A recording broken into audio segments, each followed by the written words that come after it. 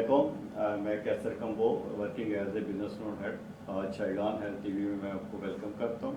शायगान health TV में जो series of programs है उसमें आज प्रोग्राम का टॉपिक है हमारा स्किन सॉल्यूशन विद डर्माटोलॉजिस्ट। और हमारे साथ जो आज के मेहमान हैं वो डॉक्टर महविश अहमद हैं, FCPS डर्माटोलॉजिस्ट और असिस्टेंट प्रोफेसर HBS इस्लामाबाद में।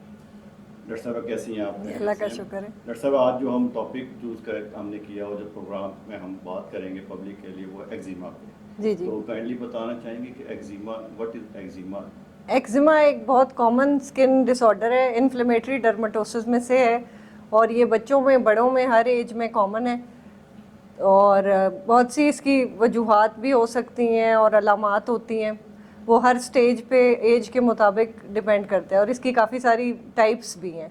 ओके जी जी। डॉक्टर साहब ऐसी कौन सी टाइप्स जो ज़्यादा ट्रिगर्स कर रही होते हैं जो आम पब्लिक में उनको अवेयरनेस दी जा सके? सबसे कॉमन जैसे आम लोग हमारे पास आते हैं अक्सर डैंड्रफ के साथ, वो अक्सर एक टाइप ऑफ एक्जिमा है, सेबोरिक डर्मेटाइटिस, वो बहुत कॉमन है। बच्चों में अक्सर न्यूबॉर्न्स में भी हम देखते हैं, बड़ों में भी होता है, एल्डरली में भी होता है। उसकी काफ़ी सारी ट्रीटमेंट्स अवेलेबल हैं, वो एज के हिसाब से फिर उनको दिए जाते हैं। डॉक्टर साहब इसमें ऐसी टाइप्स जो कि एक आम बंदे को पता लग सके कि मुझे कौन सी टाइप है और अगर वो कोई ऐसी अवेयरनेस दी जाए जो कि घर में भी वो ट्रीटमेंट कर सके, प्रिकॉशनरी मेजर्स ले सके।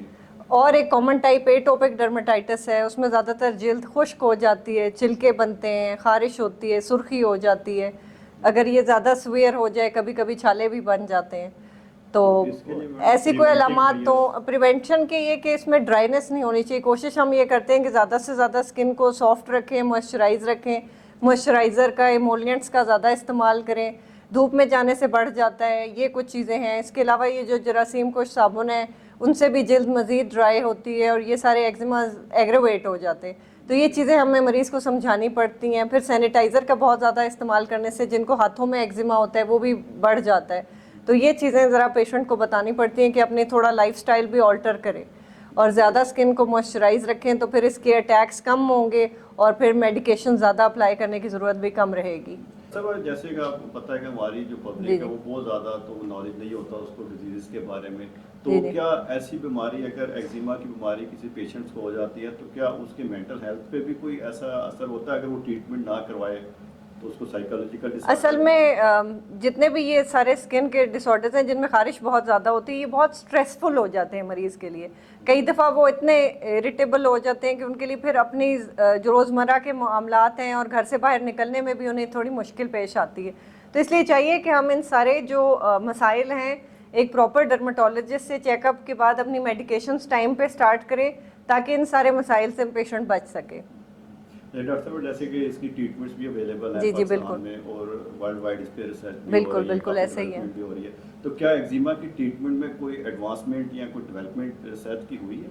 बिल्कुल ऐसी बहुत सी मेडिसिन्स हैं जो कि कुछ रिसर्च ब्रांड्स हैं, लगाने वाली भी कुछ टॉपिकल मेडिकेशंस भी हैं। इसके अलावा जो सिस्टेमिक ड्रग्स हैं, अब दुनिया भर में तो बायोलॉजिक्स का एरा है, तो अब कुछ वो भी ट्राई किए गए हैं जो इसमें कुछ अभी रिसर्च चल रही है जो मज़ीद होंगी इम्प्रूवमेंट्स फिर यहाँ पे अवेलेबल होंगी तो पेशेंट्स के लिए काफ़ी आसानी पैदा हो जाएगी। ओके डॉक्टर साहब जैसे मैंने बताया कि ये प्रोग्राम एक आम पब्लिक के लिए बिल्कुल बिल्कुल शाया किया जा रहा है। आखिर में आप कोई लोगों को अवेयरनेस देना चाहेंगे स्किन केयर के लिए, अपनी स्किन को कैसे प्रोटेक्ट कर सकते? बिल्कुल इस तरह के जो पेशेंट्स हैं जिनको एक्जिमा का ज़्यादा रिस्क होता है उनके घर में कुछ एहतियात होती है, जैसे पेट्स से भी ये एग्रोवेट होता है, वो उनको अवॉइड करने चाहिए। घर में अगर कालीन वगैरह ज़्यादा हैं वो कम कर दें। इन चीज़ों से ये एटोपिक डर्मेटाइटिस बिकम्स एग्रोवेटेड। फिर जिस्म के साथ जो वो लिबास पहने वो वुलन ना हो, उससे भी कई लोगों का एग्रोवेट होता है। कॉटन का लिबास पहने और लेदर के शूज़ पहने, इस तरह की एहतियात हम कहते हैं। सन एक्सपोजर कम रखें, सन ब्लॉक इस्तेमाल करें, इमोलिएंट्स का रेगुलर इस्तेमाल करें और जो मेडिकेशंस आपके डॉक्टर प्रेस्क्राइब करते हैं अकॉर्डिंग टू प्रेस्क्रिप्शन यूज़ करें। Long term unsupervised application of steroid creams is also not suitable because they will cause side effects. तो आपने अपने डॉक्टर को ज़रूर दिखाना है फॉलो अप में। ठीक है, thank you very much. Thank you very much, thank you.